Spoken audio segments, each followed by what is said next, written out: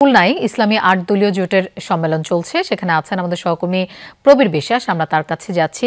প্রবীর, সম্মেলন তো চলছে, নেতাকর্মীরা এসেছেন, কি বলছেন তারা? সম্মেলন শুরু হয়েছে বেলা ১২টা থেকে এবং সম্মেলনে এ পর্যন্ত যারা বক্তব্য দিয়েছে তারা মূলত স্থানীয় নেতৃবৃন্দ বক্তব্য দেবেন এবং এই সমাবেশ বিকাল পর্যন্ত চলবে। আমরা যতদূর জানতে পেরেছি ৫ দফা দাবিতে যে বিভাগীয় সমাবেশ এটি বাংলাদেশের বিভিন্ন জায়গায় হচ্ছে, তারই ধারাবাহিকতার আজকের এই অনুষ্ঠান। এবং ৫ দফার মধ্যে যে ৫টি দাবি রয়েছে সেটি হচ্ছে জুলাই সনদ সফল বাস্তবায়ন, জাতীয় নির্বাচনের আগে গণভোটের আয়োজন, পিআর পদ্ধতিতে নির্বাচনের আগে একটি লেভেল প্লেয়িং ফিল্ড নিশ্চিত করা, একই সঙ্গে যারা আগামী নির্বাচন নস্যাৎ করতে পারে ১৪ দল সহ এমন দলগুলোকে নিষিদ্ধ করা। এই 5টি দাবিতে আজকের এই মহাসমাবেশ অনুষ্ঠিত হচ্ছে এবং সমাবেশের প্রধান অতিথি হিসেবে উপস্থিত থাকবেন বাংলাদেশ জামায়াতে ইসলামীর আমির ডাক্তার শফিকুর রহমান।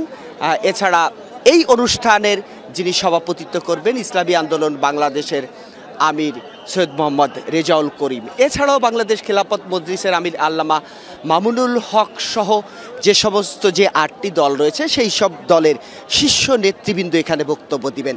ইতিমধ্যে যারা এখানে বক্তব্য দিয়েছেন তারা বলেছেন যে আন্দোলনের মধ্য দিয়ে একটি নতুন বাংলাদেশ প্রতিষ্ঠিত হয়েছে, যে স্বপ্ন নিয়ে প্রতিষ্ঠিত হয়েছে, বর্তমান সেই সরকার সেই স্বপ্ন বাস্তবায়নে অঙ্গীকারবদ্ধ। সে কারণেই ৮ দলীয় ইসলামী দলগুলোর যে 5টি দাবি রয়েছে সেই দাবি 5টি খুবই যৌক্তিক এবং সেই দাবির প্রতি বর্তমান সরকার একাত্মতা ঘোষণা করবেন। আগেই বলেছি জুলাই সনদ বাস্তবায়ন এবং জাতীয় নির্বাচনের আগে গণভোট দেওয়া। এছাড়া আরও 3টি দাবির কথা, সেটিও তারা সুনির্দিষ্ট করে আবারও বলেছে পিআর পদ্ধতিতে নির্বাচনের আগে লেভেল প্লেয়িং ফিল্ড সকলের জন্য নিশ্চিতকরণ এবং 14 দলের বা যারা আগামী নির্বাচন নস্যাৎ করতে চায় এই সমস্ত দলেরকে নিষিদ্ধ করার দাবিও তারা করেছে এবং এই দাবি নিয়ে তারা সোচ্চার ছিল, আগামীতেও সোচ্চার থাকবে বলে এখানে দৃঢ় প্রত্যয় ব্যক্ত করেছেন।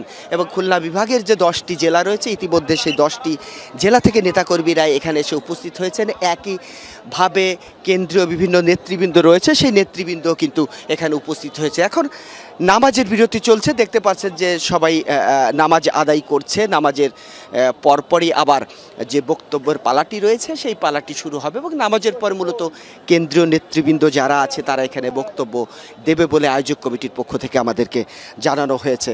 এবং যে 5টি দাবির কথা আগেই বলেছি তার মধ্যে আরও যে দলগুলোর সঙ্গে সম্পৃক্ত আছে খেলাফত মজলিস, বাংলাদেশ খেলাফত আন্দোলন, বাংলাদেশ নিজামে ইসলাম পার্টি, জাকপা এবং বাংলাদেশ ডেভেলপমেন্ট পার্টি এবং এই যে 8টি দলের সঙ্গে তো বাংলাদেশ জামায়াতে ইসলামী এবং বাংলাদেশের যে চরমুনাই পীরের যে দলটি রয়েছে সেটিও তারা এই আন্দোলন এবং তিনি আজকে সভাপতিত্ব করবেন। কিছু সময়ের মধ্যে নামাজ শেষে মূল আলোচনা শুরু হবে এবং এই আন্দোলন তাদের চলমান থাকবে বলে ইতিমধ্যে তারা দৃঢ় প্রত্যয় ব্যক্ত করেছেন। প্রবীর, আপনাকে ধন্যবাদ আমাদের সাথে যোগ দেওয়ার জন্য।